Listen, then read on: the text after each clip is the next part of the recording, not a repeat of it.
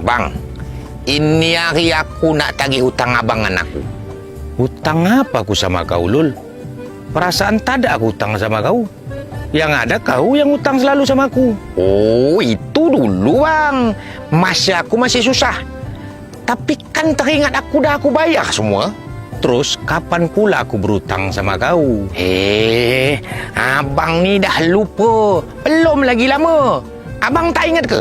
Hutang tu bang bakal ditagih sampai ke akhirat nanti. Iya, aku tahu. Tapi masalahnya, aku tak ingat kalau aku ada hutang sama kau. Cobalah kau ingatkan. Abang kan ada janji. Abang nak sampaikan sifat sahabat yang kedua dengan aku. Janji itu hutang bang. Abang yang cakap, abang pula yang lupa. Oh, itu. Aku kira tadi ada aku berhutang duit sama kau. Sampai debar juga aku tadi, Lul. Entah pula aku pikir ada pula aku ngigau sampai berhutang sama kau. Nah, ini harilah aku nak tagih janji abang tu. Berapa hari ini bang. Penasaran betul aku apalah sifat sahabat yang kedua tu. Sifat yang pertama udah hamal kau rupanya, Lul. Insya Allah bang. Okelah. Sifat sahabat yang kedua itu adalah pada diri sahabat Rasulullah Sallallahu Alaihi Wasallam terdapat keyakinan hakikat solat khusyuk wal khudu.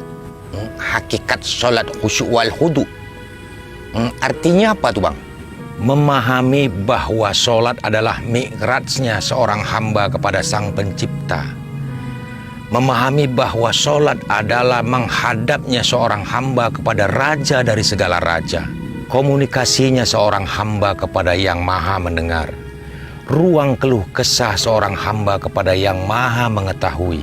Mereka solat dengan khusyuk, meletakkan sepenuhnya jiwa dan pikirannya hanya kepada Allah. Dengan pengakuan sebagai hamba yang begitu rendah di hadapan raja dari segala raja. Macam mana menjaga khusyuk tu bang?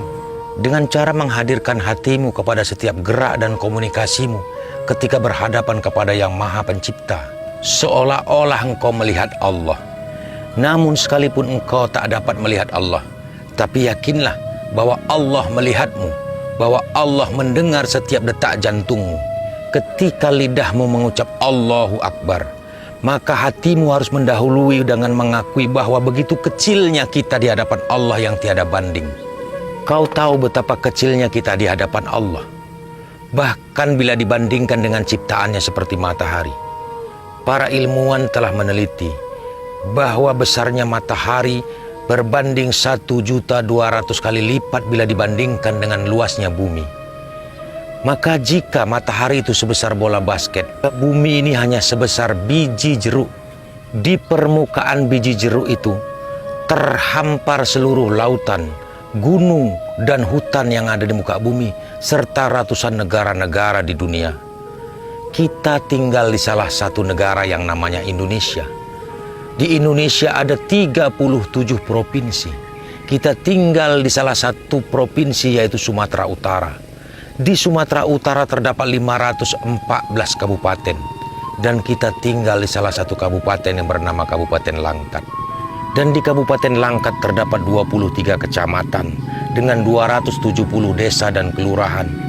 Kita tinggal di salah satu dusun kecil ini, Lul. Coba kau bayangkan, Lul. Terhadap matahari saja kita begitu kecil. Lalu bagaimana kita di hadapan Allah Subhanahu wa Ta'ala, pemilik dan penguasa alam beserta isinya? Masih pantaskah kita berdiri merasa besar? Masih pantaskah kita berjalan di muka bumi ini dengan rasa kesombongan? Ketika kita ruku, lidah kita mengucapkan Maha Suci Allah, Tuhan yang Maha Agung. Tapi bagaimana bisa jika hati kita tidak pernah merasa hina? Ketika kita sujud, lidah kita mengucapkan Maha Suci Allah, Tuhan yang Maha Tinggi.